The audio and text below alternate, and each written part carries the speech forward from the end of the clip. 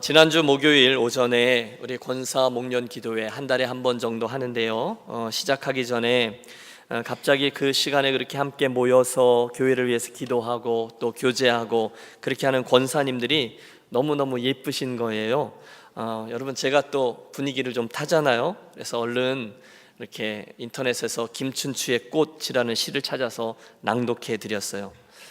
내가 그의 이름을 불러주기 전에는 그는 다만 하나의 몸짓에 지나지 않았다. 이렇게 분위기를 잡고 시작되는 시가 제일 마지막에 이렇게 유명한 문장으로 맞춰지죠.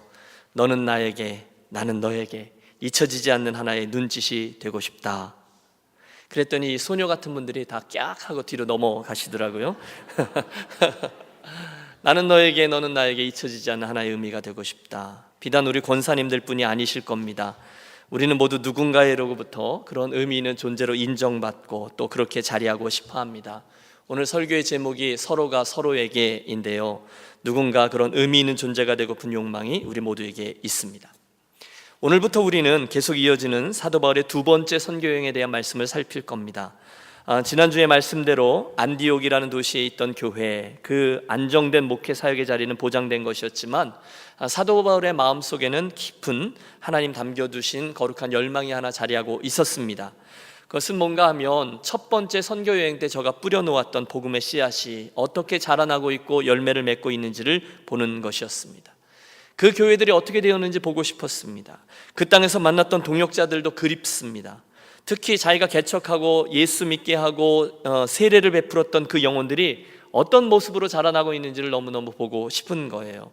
또 여전히 추수할곡식들이 많은 그 땅에 대한 부담이 저로 하여금 두 번째 선교여행을 떠나도록 강권합니다. 지도를 한번 보여주시겠어요? 네, 오른쪽 끝에 있는 안디옥이라는 도시에서 사도 바울과 그의 선교단이 두 번째 여행 출발하죠. 이번에는 북쪽의 육로를 따라서 소아시아 쪽으로 수리아, 그리고 여러분 이렇게 터키로 되어 있는 저 지역이 길리기아인데요, 그곳을 지나 지금 저 그림이 있는 저 캐릭터가 있는 곳이 다소, 사도 바울의 원래 고향이죠. 그걸 지나쳐 드디어 지난번 첫 번째 선교여행의 마지막 반환점 더베, 그리고 루스드라 지역에 도착합니다. 저가 그 더베와 루스드라 지역에서 복음을 전하고 또 교회를 세우고 떠났던 것이 3년 전이었으니까요, 벌써 시간이 꽤 지난 것이죠. 바로 그곳에서 됐습니다. 그 루스드라 땅에서 그 3년 동안 하나님은 보배와 같은 청년 하나를, 일꾼 하나를 준비해 놓으셨습니다. 그가 바로 오늘 우리가 만나보려고 하는 디모데라는 청년이었어요. 오늘의 본문 1절과 2절을 여러분 다시 한번 읽겠습니다. 같이 읽죠. 바울이 더베와 루스드라의 이름에 거기 디모데라는 제자가 있으니 그 어머니는 믿는 유대 여자요 아버지는 헬라인이라. 디모데는 루스드라와 이고니온에 있는 형제들에게 칭찬받는 자니. 3년 전에 첫 번째 선교여행에서 외쳤던 복음, 그리고 예수 그리스도를 통해서 저가 예수를 믿게 된 거죠. 그리고 두 번째로 바울을 다시 만나게 되었을 때 이미 그는 신앙적으로 깊이 성숙해 있었습니다. 루스드라는 물론이거니와 그 위에 있는 이고니온이라는 지역에까지 그에 대한 칭찬이 자자했던 청년 디모데입니다. 성경의 기록을 종합해 보면 그는 매우 신앙이 좋았던 유대인 어머니 유니게, 그리고 헬라인 아버지 사이에서 태어났습니다. 또 그의 외할머니인 로이스도 하나님을 열심히 섬겼던 사람이었죠. 디모데후서 1장 5절은 그 디모데의 믿음을 이렇게 표현합니다. 이 믿음은 내 외조모 로이스와 내 어머니 유니게 속에 있더니 네 속에도 있는 줄을 확신하노라. 그렇습니다. 디모데는 어릴 적부터, 물론 그 당시에는 유대 문화 속에 있던 것이었겠죠. 성경, 율법을 알았고 가정에서 말씀의 훈련을 받으며 잘 자라났습니다. 그리고 복음, 예수 그리스도와 접촉한 후에 그가 참 복음의 귀한 일꾼으로 자라났어요. 대번에 목회자적인 기질을 알아본 바울은 젊은 디모데와 함께 영적인 교제를 시작합니다. 오늘 우리가 이 디모데와 바울과의 만남 속에서 네 가지를 주목하려고 하는데요, 무엇보다 첫 번째는 그의 가정 환경입니다. 이미 언급했던 대로 그는 좋은 신앙을 가진 할머니 그리고 어머니 아래에서 자라났습니다. 헬라인이었던 저의 아버지에게 신앙이 있었는지 없었는지는 기록이 없지만 분명한 것은 성경이 일부러 기록할 만큼 그 외할머니 그리고 어머니의 열심히 있던 신앙교육이 저로 하여금 경건한 청년으로 자라게 해 주었다는 거예요. 아름다운 성품, 목회자적인 자질 등등입니다. 저는 오늘 이 이야기가 부모된 이들에게 또 조부모된 분들에게 큰 도전이 되시기를 기대하며 전합니다. 사실 이 세상에 우리의 자녀들이, 우리의 후손들이 잘 되기를 바라지 않는 이들이 어디 있겠습니까? 제가 우리 교회 가족들을 보아도 최선을 다해서 자녀들을 키우고 계세요. 대단들 하시죠? 아이들을 사랑하니까 최선을 다합니다. 공부면 공부, 또 재능 교육이면 재능 교육, 학원이면 학원, 또 주말이면 활동, 액티비티들이면 액티비티들 최선을 다해서 돕고 라이드에 청춘을 바치는 분들이 많이 계세요. 뭐 이해합니다. 그런데 여러분, 그 열심히 하는 부분은 격려하지만 동시에 여러분께서 여러분의 자녀를 위해서 정말로 무릎을 꿇고 진지하게 기도하는 부모님들은 생각보다 그렇게 많지 않음을 기억하시기 바라요. 에이, 목사님, 당연하죠. 저희 부모님 위해서, 또 부모로서 아이 위해서 기도하죠. 우리 손주들 위해서 기도하죠. 아니요, 지금 그 정도를 말씀드리는 것이 아닙니다. 대충 기도하는 거 말고요, 어쩌다가 생각날 때 기도하시는 건 말고요, 정말로 우리 아이의 인생을 하나님 앞에다 놓고 간절히 눈물을 흘리며 부르짖으며 기도하는 것을 말합니다. 혹시 여러분 그렇게 기도하시는지요? 그 기도의 씨를 뿌리고 계시는지요? 여러분은 정말로 여러분의 자녀들의 신앙을 위해서 그렇게 기도하고 성경을 보고 그 성경을 보도록 권하고 함께 성경을 보고 계신지요? 여러분의 자녀는 엄마 아빠가 집에서 성경을 보고 기도하는 모습들을 정말로 보며 자라고 있는지요? 여러분의 자녀는, 또는 여러분의 손주들은 엄마 아빠나 할아버지 할머니가 그 인생의 중요한 일들을 결정할 때 인간적인 조건들이 아니라 정말로 하나님 앞에서 고민하고 하나님이 기뻐하시는 원칙들 하에 무엇인가를 선택하는 것을 보면서 자라고 있는지요? 여러분께서 지금 대답을 하지 않으셔도 괜찮습니다. 왜냐하면 여러분의 자녀들은 이미 그 답을 가지고 있기 때문입니다. 우리 엄마 아빠가 진짜 그리스도인인지 아닌지, 우리 엄마 아빠 할아버지 할머니가 정말로 하나님을 경외하는 사람인지 아닌지 우리 자녀들은, 손주들은 다 알고 있어요. 여러분, 여러분의 자녀들이 하나님 앞에서 정말로 성공하는 인생, 여기서 말하는 성공은 세상적인 성공이 아니라 하나님께 인정받는 그런 성공한 인생을 살아가기를 원하신다면 정말로 여러분의 자녀들을 위해서 눈물로 기도하시고 작정하여 기도하시고 새벽마다 기도하시고 성경도 보고 함께 보고 기도하고 그 결정들, 그 상황 속에서 하나님의 마음은 어떤 것인가를 찾는 것을 보여주며 그렇게 노력하는 것을 정말로 하시기를 권합니다. 그냥 막연하게 우리 아이 잘 되겠거니, 그건 아닌 거죠. 대신에 디모데의 어머니 유니게, 그 외조모 로이스처럼 신앙으로 본을 보이며 자녀들과 손주들을 양육해 나가는 저와 여러분들이 되시기를 다시 한번 권합니다. 그래서 여러분의 자녀들이 제2의 디모데, 여러분의 손주들이 제3의 디모데가 되기를 축복해요. 아멘 하는 분들만 그런 일을 목독해 될 것입니다. 아이들은요, 엄마 아빠의 눈을 통해서, 할아버지 할머니의 눈을 통해서 하나님을 보죠. 그들의 무릎을 통해서 하나님을 경험합니다. 그러므로 좋은 신앙의 본을 보이시고 하나님을 경외하는 모습으로 여러분의 후세들을 양육하는 귀한 믿음의 가문들이 되시기를 축원합니다. 결단하고 정말로 그렇게 하시는 거예요. 두 번째, 우리가 디모데의 이야기를 통해서 살피려고 하는 것은 바울과 디모데의 만남 속에 있었던 거룩한 충격에 대한 거예요. 따라해 주십시오. 거룩한 충격. 사실 성경학자들은 이 디모데가 바울의 첫 번째 선교행을 통해서 복음을 듣게 되었다고 보면서, 따라서 그때 루스드라 땅에 있었던 유명한 사건이죠. 바울이 복음 때문에 돌에 맞아 죽게 되었다가 다시 살아나는 걸 목도했을 것이다 라고 유추합니다. 만약에 그게 맞다면 여러분, 그날 디모데가 받았을 충격은 대단한 것입니다. 그 순간에 저희 안에 울렸을 법한 질문이 하나 있죠. 아니, 도대체 예수가 누구이길래, 도대체 그 복음이 무엇이길래 저 사람은 저렇게 돌에 맞아 깨지고 터지고 부서지고 피를 흘리는데도 끝까지 그 예수를 이야기하고 있는 것일까? 도대체 무엇이 저의 인생을 그렇게 헌신토록 한 것일까? 여러분, 대문자의 물음표, 그 충격이 그의 마음속에 자리하고 있었다는 거예요. 비약이 좀 심한가요? 저는 이 장면에서 다른 장면 하나를 또 하나 오버랩 시키고 싶습니다. 더 오래전에 저 예루살렘의 어디에선가도 비슷한 일이 하나 있었죠. 사도행전 7장입니다. 스데반 집사가 복음을 전하다가 돌에 맞아 순교하던 그 장면 말입니다. 신성모독이다. 분노한 유대인들이 돌을 들어 스데반을 살해합니다. 그리고 그날 그 자리에 동료들의 옷을 지키며 스데반의 처절한 죽임을 마땅하다 생각하고 서 있던 젊은이가 하나 있었어요. 누구입니까? 그 사울입니다. 회심하기 전, 그 예수님을 만나기 전에 그 사울 말입니다. 유진 피터스는 그의 메시지 성경에서 이를 이렇게 번역합니다. 이것이 그의 마지막 말이었다. 그리고 그는 숨을 거두었다. 사울이 바로 그 자리에 있었다. 그는 살인자들에게 축하의 말을 건넸다. 여러분, 이게 사울입니다.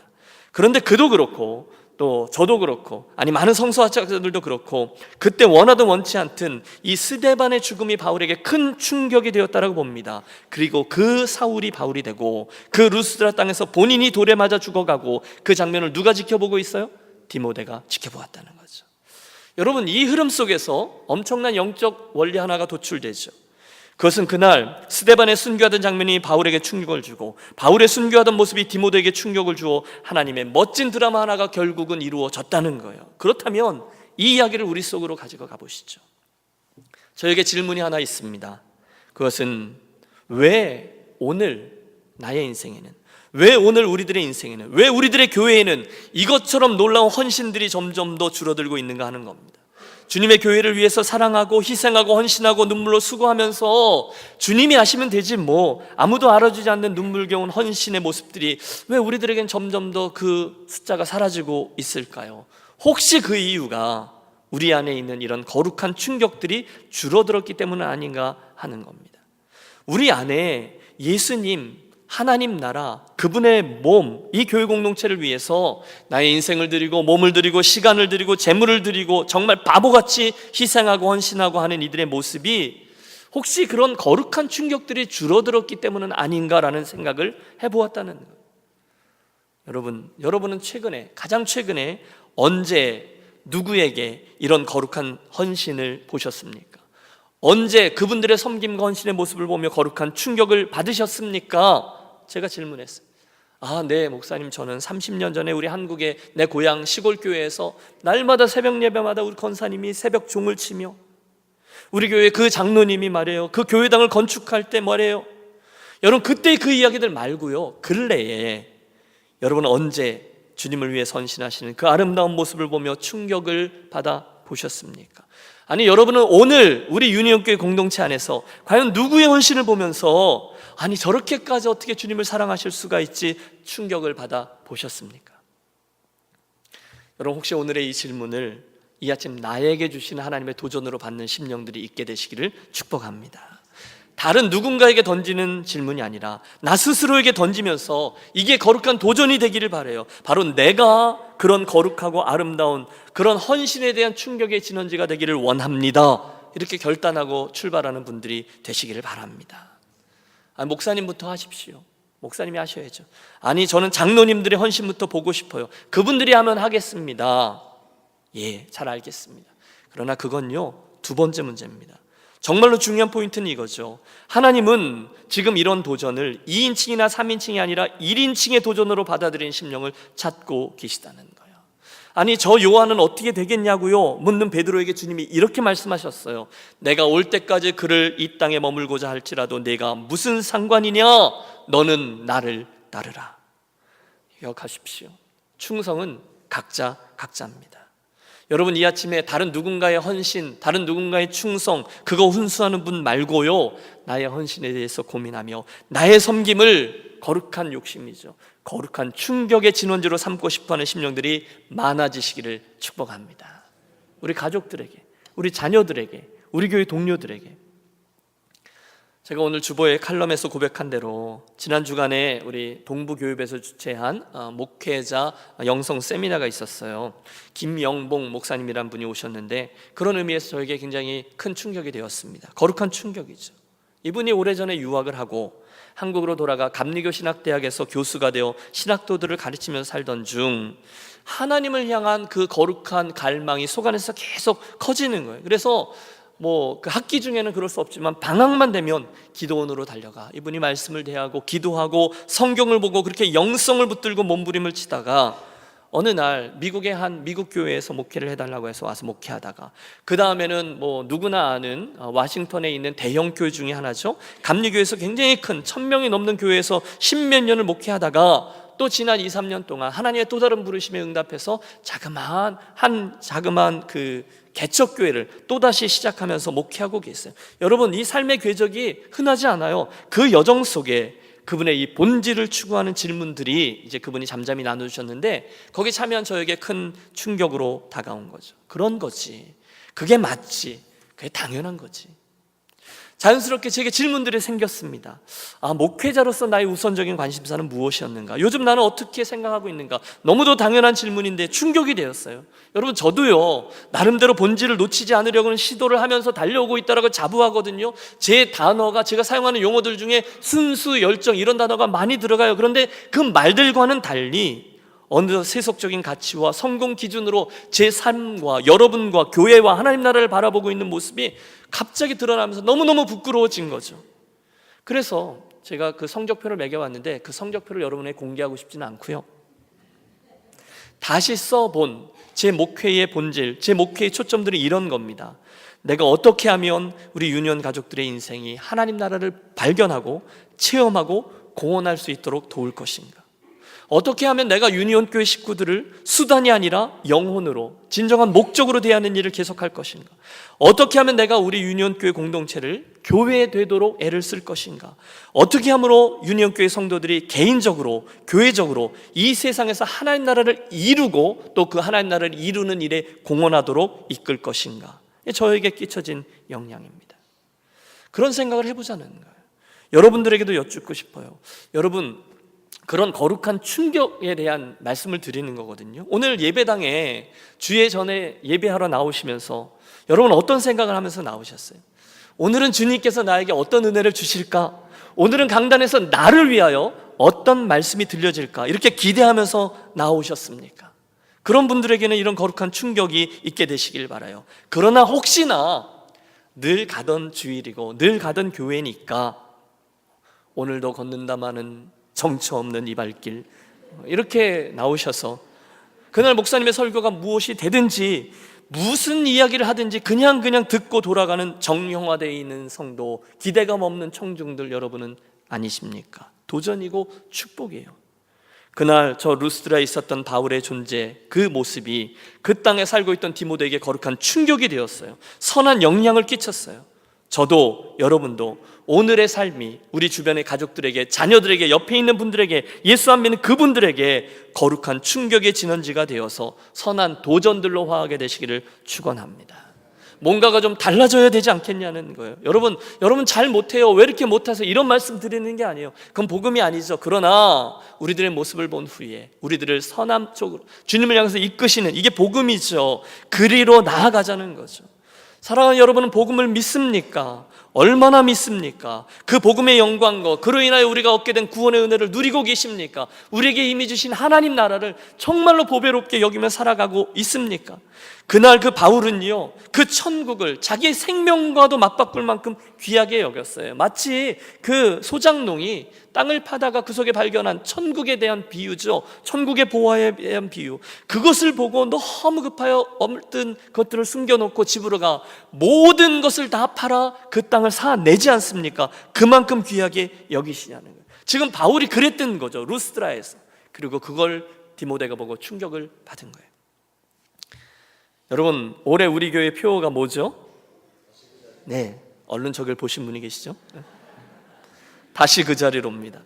처음 예수님을 만나셨을 때, 중간중간에 하나님께서 나를 만져주시는 은혜를 경험하셨을 때, 충격을 받았을 때, 처음 내가 하나님 제가 이렇게 살겠습니다 결단했을 때, 하나님 제가 이것을 주님을 위해서 하겠습니다 소원했을 때, 내 심령의 부흥을 맛보았을 때, 저같이 지난 주간처럼 원래의 그 본질적인 고민들을 다시금 하게 되었을 때 그 자리로 다시금 돌이킵시다가 올해 표어예요. 여러분, 오늘 저와 여러분의 인생에 대해서 붙들어야 될 가장 기본적인 진리를 한번 생각해 보시죠. 하나님의 말씀은 계속해서 우리들을 권합니다. 오늘도 우리가 감당하고 있는 이 세상의 모든 수고가 참 귀하지만 한순간 그 모든 것들은 헛되게 될 것이다 라고 말합니다.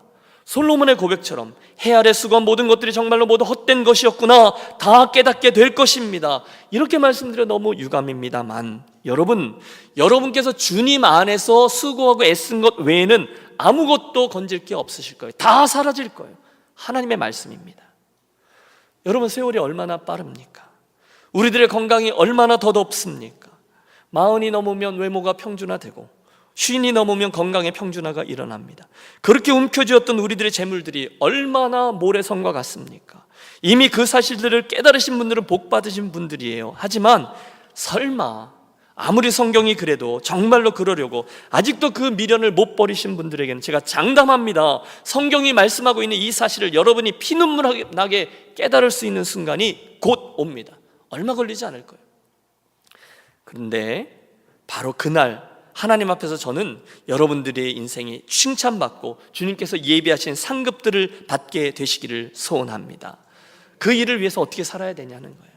오늘 여러분들의 인생이 미래를 위해서 열심히 준비하고 애쓰는 분 제가 잘 알고 있습니다. 여러분 격려합니다. 여러분들 중에 어떻게 운이 좋으신 분들은 적당한 부동산에 투자를 해 놓았을 것이고 안정적인 노후를 내가 글쎄 몇 세부터는 안정적인 노후를 인조하며 살 것이다, 잘하는 일이라고 말씀드려요. 하지만 다만 그것뿐이시라면 그건 안 된다는 거죠. 불확실한 앞날에 대해서 어느 정도 안정되고 보장된 계획을 해야죠. 그건 지혜예요. 저를 포함해요 하여 누구나 안정된 그 훗날을 준비하고 싶습니다. 그런데 제가 봤어요. 너무 많은 사람들이 내 뜻대로 그렇게 살지 못해요.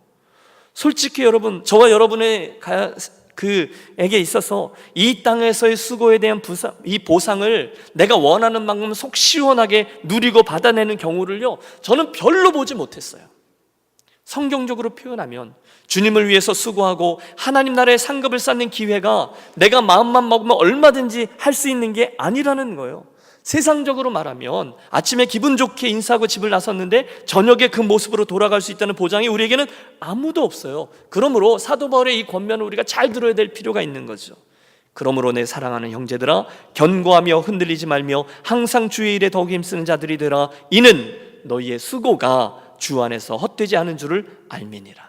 여기 나오는 수고는요, 주님께 인정받는 수고죠. 그 일 할 시간이 그렇게 많지 않아요. 여러분, 저는요, 저와 여러분이 주님에 대한 헌신에 관해서는 훨씬 더 지혜로워지시기를 바랍니다.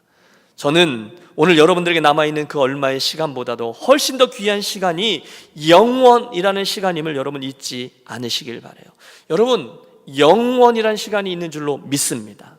여러분, 그건 시간의 길이뿐이 아니에요. 시간의 존재 방식이에요. 질이겠죠, 길이겠죠, 높이겠죠, 깊이겠죠, 넓이겠죠.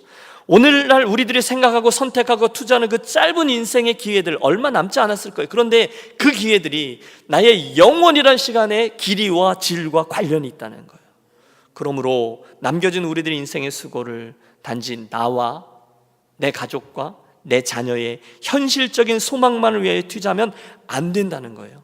대신에 저와 여러분은 이 순간뿐이 아니라 영원한 나라도 염두에 두고 수고해야 한다는 점을 계속 말씀드리고 있는 거죠. 여러분, 그 가치를 잘 따져보세요. 누가 더 지혜로운 사람이에요? 무엇이 더 중요하고 무엇이 더 수지맞는 일인지를 따져보십시오. 그때서야 우리는 오늘 우리가 예수를 믿는 이 일을 더 이상 부담스러운 짐이나 의무가 아니라 기쁨의 수고와 감격스러운 헌신으로 이해할 수 있게 될 것입니다. 여러분, 너무너무 안 어울릴 것 같은 두 개의 단어가 주 안에서 어우러진다는 것을 아십니까? 기쁨의 수고, 이게 잘 안 어울려요. 수고는 수고인데 무슨 기쁨이에요? 그렇지만 정말로 기쁨의 수고라는 것이 있는 줄로 믿습니다. 감격스러운 헌신, 여러분 이게 잘 어울리지 않아요. 그러나 그런 게 있다는 거예요. 그건 감격스러운 헌신을 한 자들만이 이해할 수 있는 거예요. 여러분, 제가 지금 드리려는 두 번째 포인트가 이거죠. 그 거룩한 충격이 여러분의 소중한 간증으로 화하게 되시기를, 여러분 자녀들을 위한 귀한 축복의 유산이 되시기를 예수 그리스도의 이름으로 축복합니다. 그때 우리는 사도 바울에게서 디모데에게 또 다른 동역자들에게 이어지는 충성과 헌신을 이해할 수 있게 됩니다. 저는 그 충격에, 거룩한 충격의 진원지가 되고 싶은 욕심이 있는 거죠. 세 번째로 여러분, 저는 오늘 이 바울과 디모데의 만남 속에서 하나님이 축복으로 허락하시는 선물이죠, 축복된 만남이라는 개념도 붙잡으려 합니다. 따라해 주세요. 축복된 만남. 사도행전 15장에서 16장으로 넘어가면서 지난 수년 동안 함께 다니며 동역했던 바울과 바나바가 헤어지는 이야기가 지난주에 나왔습니다. 물론 그들이 틀린 게 아니라 다른 거였다라고 말씀드렸죠. 그러나 분명히 인간적인 고민들이 자리하고 있었을 거예요. 제가 바울이 돼보았어요. 한계를 가진 한 사람으로서 인간적인 아쉬움과 내적인 고통이 제 안에 자리합니다. 아마 이런 거일지 모르겠어요. 내가 이 정도밖에 안 되었나? 내가 그때 조금만 더 참았었더라면. 바나바 선생님이 그동안 나를 위해 해준 게 얼만데, 아이고. 아마도 바울 안에는 그런 인간적인 자괴감들이 남아 있었을지도 몰라요. 심한 외로움이죠. 그런데 그런 그에게 하나님께서 예상치 못한 곳에서 선물을 하나 예비해 놓으셨어요. 누구죠? 본문에 나오는 그 디모데였다는 거예요. 여러분, 바울이요, 이 디모데를 만나자마자 얼마나 좋아했는지 모릅니다. 우리가 고린도후서, 빌립보서, 데살로니가 전후서, 빌레몬서 등등을 보면 사도 바울이 늘 이렇게 얘기해요. 나 바울과 형제 디모데는, 나 바울과 형제 디모데는. 여러분, 이해가 되십니까? 아니, 저 뒤에 디모데 후서에서는요, 내 아들 디모데는 이렇게 표현합니다. 얼마나 좋으면 그랬을까요? 맞아요, 선물이었어요. 여러분 아세요? 교회사를 보면, 아니 성경의 역사를 보아도 하나님이 당신의 축복을 이 땅에 부으실 때, 그래서 당신의 교회와 선교에 큰 진전이 있게 하실 때마다 늘 하나님이 붙여주시는 동역자들이 있었습니다. 한 번도 하나님은 독불장군을 사용하신 적이 없어요. 있으면 대보십시오. 여러분, 모세 곁에 누가 있었죠? 아론을 주셨죠? 좀 지나가서는 여호수아를 주셨죠? 다윗 옆에는 누가 있었죠? 요나단이 있었죠? 또 엘리야 선지자가 로뎀나무 아래에서 막 절규하고 신음할 때 하나님이 저를 회복시키면서 그에게 주신 선물은 돈이 아니라 사람이었다는 거죠. 동역자인 엘리사였어요. 그것처럼 오늘 이렇게 외롭고 쓸쓸했던 사도 바울을 위해서 하나님이 일평생 선물로 주신 동역자가 있으니 디모데였다는 거예요. 저는 이 이야기를 저에게 적용해 보면서 이 동역자의 중요함을 거듭거듭 느끼고 또 발견하며 또 한 번 강조하려고 합니다. 저에게도 인생을 살면서 그런 귀한 믿음의 동역자라고 부르는 이들이, 하나님의 선물들이 많이 있습니다. 목사도 있어요. 선교사도 있어요. 또 안수는 받지 않아도 신실하게 주님을 섬기는 수많은 믿음의 동역자들이 제게 있어요. 여러분들도 제게 있어서는 그런 동역자들이시죠? 믿습니까? 여러분, 사실 혼자 살 수 있는 일은 거의 없습니다. 모닥불도요, 혼자 놔두면 금방 꺼집니다. 아무리 활활 타올라도 금방 꺼져요. 그러나 나뭇가지 한 두어 개만 더 붙여지면 엄청난 불을 일으켜내죠. 이게 하나님 나라의 동역자의 원리예요. 여러분, 우리의 인생에 아무리 자기가 잘나고 계획을 잘 세우고 또 재물들을 준비하고 했다 할지라도 하나님이 좋은 사람을 붙여주시지 않으면 절대로 그 일은 일어나지 않습니다. 저하고 제 아내가 잘한 일이 하나 있어요. 그것은 오래전에 우리가 캐나다에 살다가 미국으로 유학을 떠나올 때, 거기서 막 학교 생활을 시작했을 때부터 앞으로 나의 목회의 여정 속에 하나님께서 허락해 주신 어떤 사역의 장이든 거기서 하나님께서 붙여주실 동역자들을 위해서 기도했던 일입니다. 그 기도를 하나님 들으셨어요. 그래서 오늘 하나님께서 우리 교회에 이렇게 아름다운 믿음의 동역자들을 허락해 주신 줄로 믿습니다.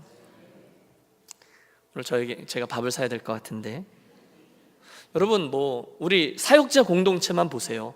저는 우리 교회 목회자들, 그분들의 목회적인 은사들도 존경하지만 실은 그분들의 주님을 향한 그런 신실함들이 좋아요. 우리 교회 목회자들 보세요. 다 다릅니다. 사역의 은사도 다르고요, 레벨도 다르고, 그렇죠? 또는 연령도 다르고. 하지만 다 다르지만 인물들은 제가 제일 낫죠. 인물은. 예. 그렇지만 목사님들, 전도사님들, 그러나 다 하나님을 향한 태도는 다 올곧아요. 저는 그게 가장 아름답습니다. 그런데 그분들보다 더 귀한 믿음의 동역자들이 여러분 한 분 한 분, 내 옆에 계신 그분이라는 걸 고백하려는 거예요. 저는 하나님께서 제 목회 여정에 여러분 목사가 있는데 교회 가족들이 계시지 않으면 그게 무슨 의미가 있겠어요? 제 인생의 동역자로 허락해 주신 여러분들로 인하여 우리 주님께 깊이 감사합니다. 기억하세요. 하나님은 그날 외로워하던 바울에게 평생 함께 걸어갈 동역자 디모데를 붙여주셨어요. 조금 있으면 몸이 약한 그에게 의사 누가도 붙여주세요. 심지어 그날 바나바와 결별했던 이유가 된 마가도 다시금 분명한 일꾼으로 변화시켜서 그 옆에 동역자로 붙여주세요. 우리가 로마서 16장을 보시면요, 일평생 그의 동역자가 되었던 그분들이 아니었으면 바울의 그 아름다운 사역이 있을 수 없었던 수많은 이름들, 그가 기억하는 이름들, 기억하지 못하는 이름들이 등장합니다. 30명이 넘어요. 여러분, 사람은 누구나 혼자 갈 수 없어요. 그러므로 인생을 살아가며 여러분, 두말하면 잔소리죠. 좋은 믿음의 친구, 믿음의 동역자를 허락해달라고 하나님께 구하십시오. 하나님께 기도하시면 하나님께서 허락해 주실 줄로 믿습니다. 베두인들의 용어잖아요. 빨리 가려면 혼자 가라, 그러나 멀리 가려면 함께 가라. 좋은 동역자라 그랬는데, 여러분 옆에 계신 분들 한번 떠올려 보세요. 우리가 좋은 동역자를 어떻게 분별할 수 있죠? 성품이 좋은 사람, 실력이 있는 사람, 젊은 사람, 또 힘 있는 사람, 관계 좋은 사람, 다 중요하죠. 그런데 본문 이야기는 좋은 믿음의 동역자, 신앙의 동지는요, 조건이 없다라는 특징이 있어요. 조건이 없어요. 만약에 그 이야기가 하나님을 위한 거라면, 그 일이 주님의 몸된 교회를 위한 거라면 좋은 동역자는요, 보수의 많고 적음이 문제되지 않아요. 전혀 문제되지 않아요. 기억하십시오. 나를 이렇게 저렇게 대우해 주면 내가 교회를 위해서 이렇게 저렇게 하겠습니다. 여러분, 믿음의 동역자는 절대 그런 흥정은 하지 않습니다. 저도요, 여러 분을 만나봤어요. 선배님들 중에 저에게 그런 얘기하는 분도 계세요. 후배들 중에 저에게 그런 얘기를 하는 사람들도 있어요. 그러나 조건을 다는 사람, 여러분 경험적으로 깨달았어요. 조심하십시오. 나를 이렇게 저렇게 해주면, 나를 알아주면, 이러저러한 위치를 주면 내가 주님과 교회를 위해서 열심히 섬기겠습니다. 그러나 이것저것이 되지 않으면 저는 안 합니다. 여러분, 아닙니다. 하나님의 사람은요, 그냥 합니다. 여러분, 제가 드린 말씀을 이해하시죠? 조건이 없어요.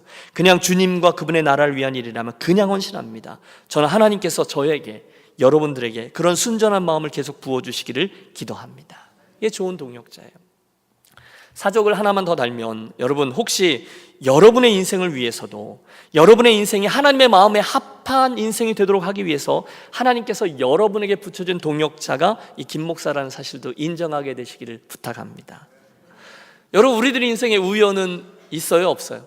없습니다. 자신 있게 말씀드릴 수 있어요. 하나님이 이유가 있으셔서 지금 이 시기에 여러분에게 저에게 여러분들을 함께 달려가도록 목사와 성도로 묶어주셨다는 거예요. 동역자라는 거예요. 혹시 기분 나쁘세요? 그렇다면 여러분이 저를 지금 내 인생의 이 시기에 하나님께서 동역자로 붙여주신 사람이다라고 믿으신다면, 여러분은 저를 통해서 가장 중요한 건 이거죠. 하나님의 메시지를, 음성을 들을 수 있어야 된다는 거예요. 잘 생각해 보세요. 제가 여러분을 정말로 사랑한다면요, 제가 여러분의 인생이 정말로 하나님 앞에서 인생이 되도록 인정받고 주님 앞에 여러분이 서셨을 때 잘했다, 착하고 충성된 종아, 그렇게 하도록 제가 여러분을 도와야 된다면 좋은 게 좋은 거라고 적당히 목회하면 안 되는 거죠. 그러면 저는 여러분을 위한 동역자가 아니라 종교적 서비스맨인 거죠. 그렇게 되면 그냥 주일을 되면 예배를 인도하고, 설교할 때면 성도들을 위로하고, 한 주 동안 얼마나 이민자 생활하시면서 수고하셨어요, 하나님 잘 되게 해주실 거예요, 하나님 여러분을 사랑하세요, 그 정도 얘기까지만 하면 저는 기능인이에요. 저는요, 생각보다 그거 잘할 수 있어요. 그러나 거기까지만 하면 안 되는 거죠. 저는 여러분에게 하나님께서 붙여주신 동역자라는 사실을, 자의식을 가지고 있으면, 한 번밖에 살지 않은 여러분의 인생, 여러분 믿음의 경주를 위해서 저를 보내주셨다면, 저는 계속해서 고민하며 오늘 여러분들이 현재형으로 꼭 들으셔야만 하나님의 말씀은 무엇인가를 말씀드려야만 되는 거죠. 이게 동역자의 정확한 이유입니다. 여러분, 기억하겠습니다. 하나님의 마음에 합한 진정한 헌신은, 그분이 기뻐하실 여러분의 헌신은 여러분의 시간하고 밀접한 관련이 있어요. 뭐와 관련이 있어요? 시간입니다. 하나님께서 여러분을 인정하시거나 칭찬하시는 일은요, 여러분이 오늘 가지고 있는 시간과 관련이 있다는 거예요. 문제는 그 시간이 저희가 표대라면 그렇게 많지 않다는 거예요. 우리가 자주 하는 말 있죠. 제가 제일 드리고 싶은 말은 이거예요. 여러분이 자주 하는 말, 목사님 나중에요, 목사님 이것만 하면요, 여유가 좀 생기면요, 교회가 좀 안정되면요, 교회 건축 다 하고 빚 다 갚으면요, 내 인생도 내실을 어느 정도 갖추면요, 그때 헌신 이야기, 그때 순종 이야기, 그때 하나님 앞에서 인생 이야기를 하겠습니다. 여러분, 틀리신 겁니다. 그런 건 없습니다. 저와 여러분의 헌신과 순종은 시간 싸움이에요. 오늘 우리에게 남겨진 시간이 얼마 없어요. 그 얼마 안 되는 시간을 가지고 우리가 주님 더 사랑하고, 더 순종하고, 더 고민하고 하나님 나라에 상급 쌓는 일을 하자는 이야기를 여러분, 저는 계속 해야 하고, 여러분 그 이야기를 잘 들어주셔야 된다는 거죠. 왜요? 동역자니까. 자, 이제 마지막 포인트죠. 무척 흥미로운 장면 하나가 3절부터 등장합니다. 3절, 바울이 그를 데리고, 디모데를 데리고 이제 선교행을 함께 떠나는 거예요. 떠나고자 할새 그 지역에 있는 유대인으로 말미암아 그를 데려다가 할례를 행하니 이는 그 사람들이 그의 아버지는 헬라인인 줄 다 알미러라. 이런 얘기죠. 디모데는요, 유대인 어머니를 두었기 때문에 당연히 유대인이에요. 여러분, 유대 사회는 유대인 어머니가 있으면 그 자식은 무조건 유대인이거든요. 그런데 이상한 건 헬라인 아버지를 두어서인지 몰라도 어릴 적에 그가 할례를 받지 않았다는 겁니다. 그래서 혹시 지금부터 그가 바울의 선교행을 따라 나서서 유대인들의 회당을 갈 건데 문제가 생길 수 있다는 거죠. 그러면 안 되지. 그래서 우리 할례를 받자, 이렇게 된 겁니다. 여러분, 요점이 뭐냐 하면 지난 시간 우리가 그 사도행전 15장에서 중요한 예루살렘 공의회가 있었잖아요. 바울에게 있어서 이 할례 문제는요, 더 이상 걸림돌이 되지 않아요. 문제거리가 안 돼요. 교회에서도 결정했어요. 4가지 빼놓고는 이방인들에게 할례 또는 율법의 멍에를 지우지 말자 했거든요. 그런데 그럼에도 불구하고 아직 이 아시아권에 있는 교회들에는 이 이야기가 다 전달되지 않았어요. 이메일이 없었으니까요. 그래서 그런 유대인들로 말미암아 혹시 복음을 전해야 되는데 걸림돌이 될까봐 그걸 고려했다는 거죠. 자기들에겐 문제가 되지 않아요. 그러나 연약한 자들에게는 문제가 될 수 있다는 것을 인정하고 미리 할례를 행한 후에 선교 여행을 함께 떠납니다. 이건 우리들의 선교 전략이나 믿음의 행보에 굉장히 중요한 교훈을 줍니다. 바울의 기준이 왔다 갔다 한 걸까요? 아닙니다. 자기들에게 그 일은 더 이상 문제거리가 되지 않아요. 그러나 그렇다고 해서 아직 그 문제를 극복하지 못한 다른 이들을 무시하지 않았다는 거예요. 얘 너무너무 아름답죠. 디모데야, 내가 할례를 받든 안 받든 우리에겐 그게 중요하지 않지만 우리가 복음을 전하려고 하는 사람들 가운데는 그게 아주 중요한 문제가 돼서 걸림돌이 되는 사람들이 있으니 우리가 쓸데없는 거부감이 일어나지 않도록 그냥 우리가 할례를 받기로 하자, 우리가 양보하자. 예, 바울 선생님, 그렇게 하겠습니다. 저들의 겸손한 태도입니다. 그들이 옳았어요. 그 결과 4절과 5절을 우리 함께 읽습니다. 여러 성으로 다녀갈 때에 예루살렘에 있는 사도와 장로들이 작정한 규례를 그들에게 주어 지키게 하니 이에 여러 교회가 믿음이 더 굳건해지고 수가 날마다 늘어가니라. 아멘. 사도행전 복음의 역사가 계속되고 있는 거죠. 디모데와 바울, 저들이 그 의도를 이해하고 할례를 행하자 루스드라 지역에 있던 장로들이 기뻐하고 저들을 축복하며 그들을 떠나 보냅니다. 그 지역의 교회들이 점점 더 굳건해집니다. 앞으로 우리가 쭉 살피겠지만 소아시아에 있던 교회들이 성장해 갑니다. 사도행전에 나오는 하나님의 역사는 점점 더 흥왕합니다. 여러분, 이게 교회죠. 어떠세요, 여러분? 저와 여러분은 하나님의 교회로서 날마다 성숙해져 가고 있습니까? 우리 교회는 더 교회의 본질적인 면을 향해서 변화되어져 가고 있습니까? 우리 교회는 하나님 은혜의 증거를 더 많이 보고 있습니까? 우리는 사도행전의 교회처럼 하나님 앞에서 개인적으로, 가정적으로, 공동체적으로 열방을 향한 일에 흥왕하고 있습니까? 말씀을 정리합니다. 오늘 저와 여러분은 2차 선교여행을 막 시작하던 바울에게 하나님께서 허락해 주신 디모데라는 젊은이와의 만남을 집중했습니다. 4가지를 살폈어요. 외조모 로이스, 어머니 유니게를 통해서 바른 신앙이 전승됐던 디모데처럼 여러분의 가정에도 문화로서의 신앙이 아니라 생명으로서의 신앙이 전승되는 복된 일이 있으시기를 축복합니다. 바울과 디모데의 만남에서는 거룩한 충격에 대해서 배웠습니다. 이와 같이 저와 여러분이 다른 이들을 향해서, 세상을 향해서 거룩한 충격의 진원지들이 되시기를 축복합니다. 계산하지 않고 헌신하자는 거죠. 시간을 아끼자는 거죠. 3번째, 그들의 만남은요, 선물, 하나님의 선물, 동역자로서의 만남이었다고 말씀드렸어요. 저는 저와 여러분이, 여러분에게 제가, 여러분 옆에 계신 그분에게 서로 하나님 주신 복된 동역자로 만나게 되시기를 소원합니다. 마지막으로 디모데의 할례권에 대해서 양보하는 모습을 보면 복음의 우선성, 그리고 연약한 자들을 배려하는 겸손을 봅니다. 그 결과 사도행전의 교회가 날마다 흥왕하고 전진하고 하나님 나라가 확장되어지는 일을 두 눈으로 목도합니다. 똑같은 일이 저와 여러분의 인생과 또 오늘 살폈던 위아래 제너레이션에서, 우리 교회 공동체에서, 열방을 향한 우리들의 사역에서 그런 축복이 있게 되시기를 주의 이름으로 축원합니다.